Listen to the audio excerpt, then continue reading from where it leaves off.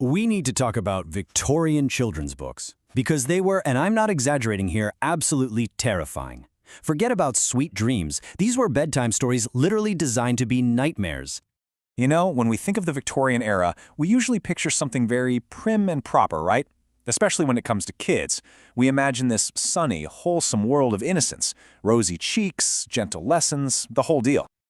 Yeah, well, you can just throw that picture right out the window. The reality of a Victorian nursery was a world where the moral lessons were taught through, shall we say, less gentle means. We're talking about outright terror, body horror, and, yep, dismemberment. And the undisputed king of all this nightmare fuel was a German book that became a massive hit in Victorian England. It's called Struwwelpeter, which translates to shock-headed Peter. And trust me, this book set the absolute gold standard for terrifying children into behaving. And get this, the story behind the book is just as wild. It was written back in 1845 by a German psychiatrist, a guy named Heinrich Hoffmann. Apparently, he went looking for a book for his own kid and found everything on the shelves to be, in his own words, boring. So his solution? He wrote his own. 10 rhyming stories, each one more unhinged than the last. So, let's just take a quick tour of a few of these bedtime classics, shall we? We're going to look at what happened to poor Augustus, Pauline, a thumbsucker named Conrad, and Flying Robert. You might want to buckle up. Okay, first up, Augustus. What was his big crime? He didn't want to eat his soup. That's it. That's all he did. The punishment wasn't being sent to his room. Nope. He just withers away and is dead 5 days later. The book even has a drawing of his skinny little corpse next to his soup bowl. Lesson learned, I guess. Then there's Pauline. She's told, hey, don't play with matches. But, you know, she's a kid. She does it anyway. The consequence is immediate and final. She bursts into flames and is reduced to a pile of ashes with only her little red shoes left. Seriously, the illustration even shows her 2 cats weeping over her remains. But maybe the most famous, or infamous, story is about Conrad the thumbsucker. His mom warns him, stop it, or the tailor will come and cut your thumbs off. She leaves the room, and what do you know? A creepy tailor shows up with these giant scissors, and, snip, he cuts both of his thumbs clean off. It's just as graphic as it sounds. And finally, there's poor Robert. He is told not to go outside during a storm. He does anyway, taking his umbrella with him. Well, a huge gust of wind just scoops him and his umbrella up into the clouds, and he is just gone. Whisked away, never to be seen again. An eternal, mysterious disappearance for going outside. But here is the thing you really have to understand. Struwwelpeter was not some weird, one-off book. This wasn't just one eccentric author. This was a whole genre, a full-blown cultural phenomenon. The nightmare was everywhere.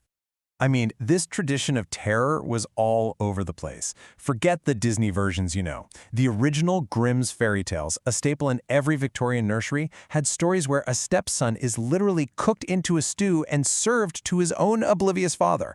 Another huge German hit, Max and Moritz, ends with the 2 prankster boys being ground up in a mill and fed to geese.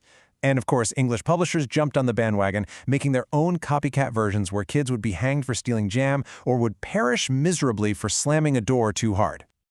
And if you're thinking, okay, well, this was probably just for the common folk, think again. This wasn't some back-alley literature. Queen Victoria herself had the original gruesome stew-making Grimm's fairy tales right there on the shelf in the royal nursery. This was completely mainstream. So all of this just leads to one giant obvious question. What on earth were they thinking? Why did an entire generation of adults think that this was the best way to raise their children? The answer really begins with this single, stark number. In the Victorian era, 1 out of every 5 children died before they even reached their 5th birthday. Death wasn't something distant or abstract. It was a constant, unavoidable presence in everyday life. So you've got this perfect storm of factors. First, that sky-high child mortality rate made death a familiar neighbor. This fed into a very real cultural belief that you could achieve moral improvement through terror. Fear was seen as the most powerful, most efficient teaching tool you had. And you have to remember, the entire field of child psychology, the idea that you could deeply traumatize a young, developing brain, that just didn't exist yet. So you might be thinking, okay, weird Victorians, that fad is long over, right? Well, not exactly. The morbid DNA of these stories didn't just fade away with the end of the era. These books never really disappeared. You can actually draw a direct line from these Victorian nightmares right into our modern pop culture. Think about Edward Gorey's darkly hilarious alphabet book, The Ghastly Crumb Tinnies, where a child dies a horrible death for every letter. That's a direct descendant. The entire gothic macabre aesthetic of filmmakers like Tim Burton, that look is pulled straight from these old, terrifying illustrations. And even something as modern as internet creepypasta, those viral, unsettling horror stories, it all shares the exact same DNA. So no, they didn't disappear. They mutated. They became the foundational building blocks for so much of our modern horror, dark fantasy, and gothic subculture. That weird, unsettling vibe you get from certain stories, its roots go all the way back to these creepy little books in the Victorian nursery. It completely shatters our idea of the Victorians being so stuffy and repressed, doesn't it? The books they gave their own children show this deep fascination with the grotesque and the violent that is anything but.